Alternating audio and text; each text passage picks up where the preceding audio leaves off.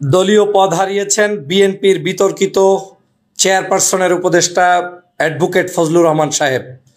আমরা অনলাইনে অফলাইনে দেশবাসী বিভিন্ন জায়গা থেকে এই দুষ্ট লোকটির ব্যাপারে সোচ্চার ছিলাম, কথা বলেছিলাম এবং আমরা বলেছিলাম বাংলাদেশে বিভাজন সৃষ্টিকারী এই নেতার পদত্যাগ করতে হবে কিংবা তাকে বহিষ্কার করতে হবে।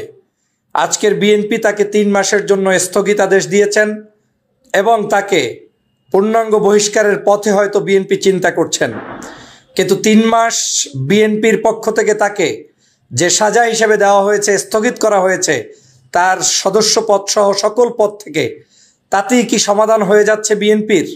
আমি মনে করি এটা কোনো সমাধান হবে না। বাংলাদেশের মানুষ যেই আইডিওলজি বিশ্বাস করে না, বাংলাদেশে যেই মানুষরা যাদের চিন্তা চেতনা লালন করে না, সেই চিন্তা চেতনা লালন করা ছাড়া ব্যক্তিদেরকে দলীয় কোনো পদে রেখে কখনোই দল যেমন ভালো কিছু করতে পারবে না, দেশবাসীও তেমন ভালো কিছু নেতৃত্ব পাবে না।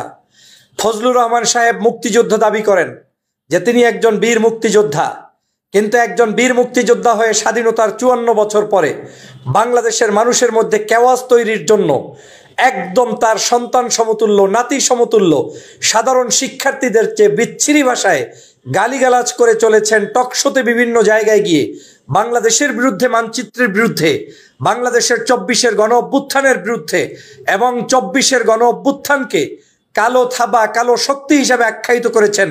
এটা কোনো সভ্য সমাজ মেনে নিতে পারে না। আমি মনে করি এই ফজলুর রহমানকে বিএনপি যদি একই সাথে এক মুহূর্তে চিরদিনের জন্য তাকে বহিষ্কার করতে পারত, সেটা অবশ্যই বিএনপির জন্য একটা সাহসী সিদ্ধান্ত হতো। তারপরেও বিএনপি এই পর্যন্ত এসেছে, সেজন্য আমি তাকে অবশ্যই ধন্যবাদ জানাই। কিন্তু ফজলুর রহমানদের মতো মানুষদেরকে যদি বিএনপি প্রশ্রয় দিয়ে আজকের আগিয়ে যায়, সামনের পথে চলতে চায়, তাহলে বুঝতে হবে এদেশের যুবক তরুণ বর্তমান প্রজন্মের মানুষদের কাছে তারা কোনোদিনই গ্রহণযোগ্য অবস্থায় পৌঁছতে পারবে না। এটা লিখে রাখেন। ফজলুর রহমানরা বাংলাদেশের কোনো ভোট ব্যাংক না। আপনি গত পরশুদিন থেকে শুরু করে ফজলুর রহমানের বিরুদ্ধে যতগুলো আন্দোলন হয়েছে, সংগ্রাম হয়েছে, মানুষ লেখালেখি করেছে, বিভিন্ন জায়গায় বিভিন্ন ধরনের কথাবার্তা হয়েছে, সবগুলো আলোচনার মধ্যে কিন্তু একটা জিনিস আপনি স্পষ্ট করে দেখেছেন, সেটা হচ্ছে এই ফজলুর রহমানের চিন্তা চেতনা এদেশের ধ্যান ধারণার সাথে যায় না। ফজলুর রহমান বাংলাদেশের 24-এর গণ অভ্যুত্থান সম্পর্কে তার ধারণা নেই। তিনি মনে করেছেন যে শেখ হাসিনার মতো করে গোয়ার্তামি করেই মনে হয় কোনো একটি দলের প্রিয় আস্থাভাজন ব্যক্তিতে রূপান্তরিত হয়ে তারপরে কারো না কারো পারপাস সাফ করবেন। কিন্তু এই 24-এর গণ অভ্যুত্থানে একটি রাজাকার শব্দ উচ্চারণ করার কারণে শেখ হাসিনাকে তার বংশশুদ্ধা পালাতে বাধ্য হয়েছে, পালিয়ে গিয়েছে। স্যাসরার বাচ্চারা এখন আর বাংলাদেশে কিন্তু নেই, তারা কিন্তু আজকের বাংলাদেশ থেকে শেষ হয়ে গিয়েছে। আজকের এই ফজলুর রহমানরা বাংলাদেশের বর্তমান সময়ের মানুষের চিন্তা কি, বর্তমান সময়ের মানুষ কি চায়, বর্তমান সময় মানুষ চায় ইউনিটি, বর্তমান সময় মানুষ চায় ঐক্যবদ্ধ, বর্তমান সময় মানুষ চায় ধর্মীয় মূল্যবোধ, সামাজিক মূল্যবোধ, রাজনৈতিক অস্থিরতা মুক্ত একটি বাংলাদেশ। সেখানে আপনি চেগিয়ে চেগিয়ে চেগিয়ে চেগিয়ে যুব সমাজকে, বর্তমান সমাজকে, ছাত্র সমাজকে আপনি যা তা বলবেন, সেটা দেশের জনগণ মেনে নিতে পারে না। আপনার জন্য এই 3 মাসের শাস্তি এটা একটি লঘু শাস্তি। হয়তো সম্মান আপনার অনেক নষ্ট হয়েছে, কিন্তু এই সম্মান নষ্টর মধ্য দিয়ে আমার দেশের অনেক কিছু ইজ্জত রক্ষা হবে না। আপনাকে চিরদিনের জন্য বহিষ্কার করে এই দেশ থেকেই তো আপনার ওই শেখ হাসিনার কাছে পাঠিয়ে দেওয়া উচিত। বন্ধুরা আমার, আপনারা যে কথা বলতেছিলাম খেয়াল করেছেন কিনা, গত কয়েকদিন পর্যন্ত ফজলুর রহমানের পক্ষে যারা দাঁড়িয়েছে ওদের চেহারা চূড়া দেখলেই বুঝবেন যে লোকগুলো সব আওয়ামী লীগ। বাংলাদেশের কোনো চিন্তা চেতনার, এমনকি বিএনপি ঘরানার ডানপন্থী চিন্তার কোনো মানুষ তার পক্ষে দাঁড়ায় নাই। যারা দাঁড়িয়েছে সবগুলো চিন্তায়, লালনে, মননে, জীবন চালনে সর্বক্ষেত্রে হচ্ছে আওয়ামী ধ্যান ধারণার মানুষ। তাহলে কি আওয়ামী লীগের ধ্যান ধারণার মানুষগুলো নিয়ে বিএনপি তার জীবন চালাতে চায়? এটা করতে গেলে আওয়ামী লীগ আর বিএনপির মধ্যে কোনো পার্থক্য থাকবে না। তার মানে আপনি ওই দল হয়ে গেলে আওয়ামী লীগের যা হয়েছে আপনারও তাই হবে। কিন্তু এই কঠিন কথাগুলো কেউ বলবে না, বলবে না এজন্য কারণ সুখের দিন এসেছে, তো ধান্দাবাজির সময় এসেছে। টেন্ডারবাজি করবেন, চাঁদাবাজি করবেন, সন্ত্রাসী করবেন, নৈরাজ্য করবেন, পদ পদবি ভাগিয়ে নেবেন, এরপরে আপনি বিশাল মস্ত বড় নেতা হয়ে বাংলাদেশের বিশাল কিছু দাবি করবেন। তো সেই জন্য তো আপনার কাছে এই লোকগুলো আপনাকে ভালো পরামর্শ দিবে না। এদের ধান্দা হচ্ছে দেশে অস্থিরতা হোক, দেশ ধ্বংস হোক, মূল্যবোধের বিপক্ষে যাক, আমার পক্ষ ঠিক আছে কিনা, এটা হচ্ছে ধান্দা।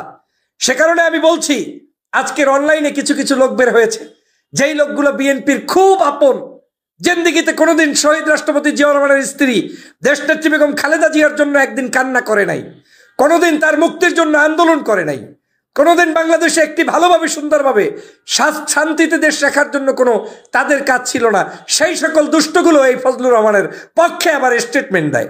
আবার কিছু কিছু লোক একেবারে আর্টিকেল লেখা শুরু করে দিছে, ফজলুরকে বিদায় দেওয়ার মধ্য দিয়ে বিএনপির পরাজয় হয়েছে, উচিত ছিল ফজলুর রহমানকে ক্ষমা করে দেয়া। বাপরে বাপ, আজকের এই ফজলুর রহমানদের মতো মানুষরাই যে ক্ষতি করেছে এই দলের। একজন ব্যক্তি যদি এই বিএনপির মধ্যে জামাত ঘেঁষা থেকে থাকে, ধর্ম ঘেঁষা থেকে থাকে, মূল্যবোধ ঘেঁষা থেকে থাকে, দেশপ্রেমিক থেকে থাকে, তাদের দ্বারা সেই পরিমাণ কোনো ক্ষতি এই দলটার হয় নাই। যেমন অনেক সত্য কথা বলে air vice marshal Altaf Hossain Chowdhury সাহেব। আলতাফ হোসেন চৌধুরীকে দিয়ে তো বিএনপির কোনো ক্ষতি হয় নাই। তিনি মাঝে মাঝে সৎ কথা বলতে গিয়ে অনেকের প্রশংসা করেন, সেটা হয়তো শুনে অনেকে জ্বালাপালা করেন। আপনার লুৎফুজ্জামান বাবরের সৎ চিন্তার অনেক কথা আপনার হয়তো অপছন্দ হয়, ভালো লাগে না, কিন্তু ওই লোকগুলো দিয়েই আজকের বিএনপির সম্মান ইজ্জত বেঁচে আছে, কিন্তু এই সকল টাউটদের দিয়ে কিন্তু সেটা বেঁচে নাই। অতএব আমাদের উচিত ছিল এই মানুষটার মতো যারা 24-এর গণ অভ্যুত্থান বিরোধী, তাদের প্রত্যেকটি রাজনৈতিক দল থেকে চেক করতে হবে। শুধু এই যে আজকের বিএনপি থেকে ফজলুর রহমানকে 3 মাসের স্থগিতাদেশ দেওয়া হয়েছে, এটা এনাফ নয়। বাংলাদেশের যতগুলো রাজনৈতিক দল আছে, ইনিয়ে বিনিয়ে কিনিয়ে যারাই 24-এর বিরোধিতা করবে, এ প্রত্যেককে শেখ হাসিনার বংশধর মনে করে তাদের বিরুদ্ধে আপনাদের লড়াই কিন্তু চালিয়ে যেতে হবে। যদি সেটা না করেন, সামনের কুফল কি হবে জানেন? কুফল হবে একটাই, নতুন ড্রেসে বাংলাদেশে আওয়ামী লীগ প্রত্যাবর্তন করবে। আওয়ামী লীগ মানে কি শুধু আওয়ামী লীগ যারা পালিয়েছে ওদেরকে আসতে হবে না, আওয়ামী লীগের থিঙ্ক ট্যাঙ্ক, আওয়ামী লীগের দর্শন, আওয়ামী লীগের চিন্তা, আওয়ামী লীগের বিভিন্ন কলাকৌশল, এগুলোই ভিন্ন মানুষ দিয়ে ভিন্ন তরিকায় বাংলাদেশে এস্টাবলিশ করবে, যেটা আমরা হতে দিব না। এই বাংলাদেশে কোনো দলকে আমরা ফ্যাসিবাদ হতে দিব না। বিএনপির ভাবার কোনো সুযোগ নাই যে আওয়ামী লীগের মতো ফ্যাসিবাদ হয়ে বাংলাদেশে টিকে থাকবেন, একদিনও পারবেন না, এক মুহূর্তও করতে দেওয়া হবে না।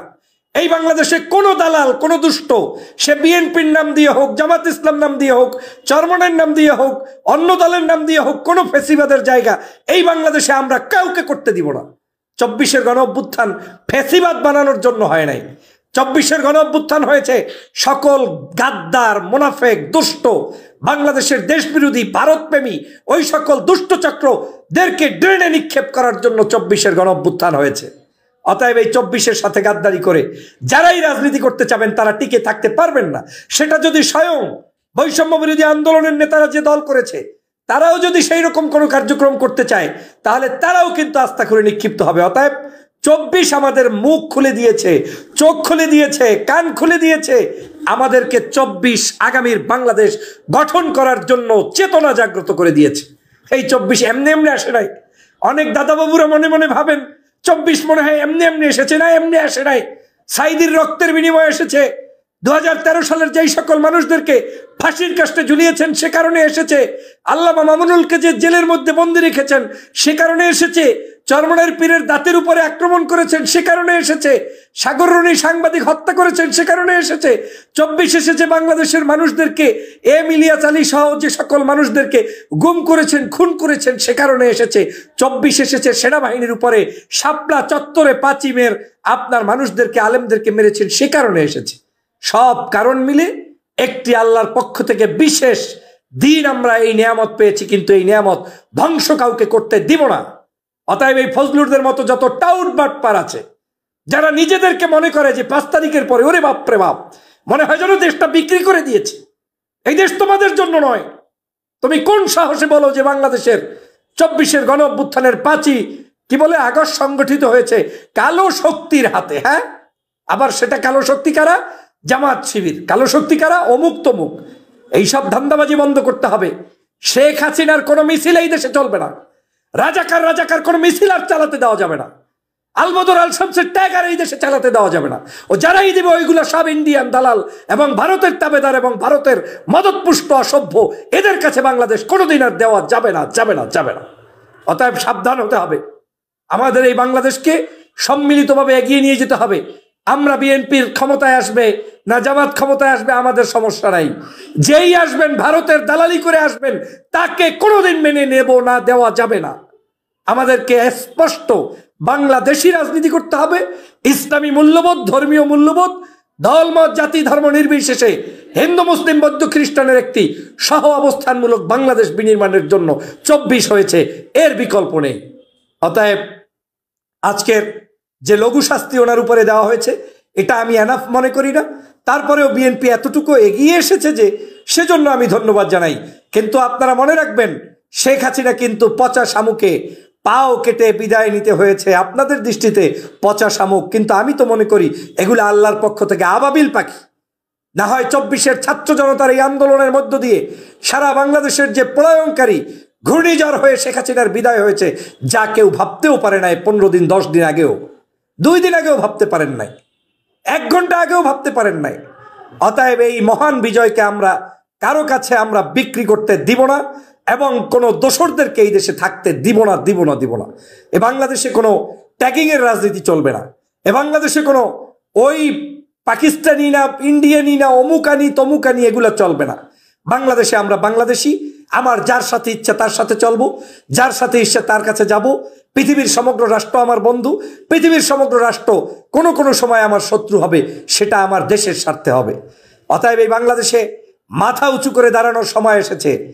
ওই দাড়িওয়ালাকে, টুপিওয়ালাকে ট্যাগ লাগিয়ে জঙ্গি বানানো, দুষ্ট বানানো, এই সুযোগ এই দেশে আর দেওয়া হবে না।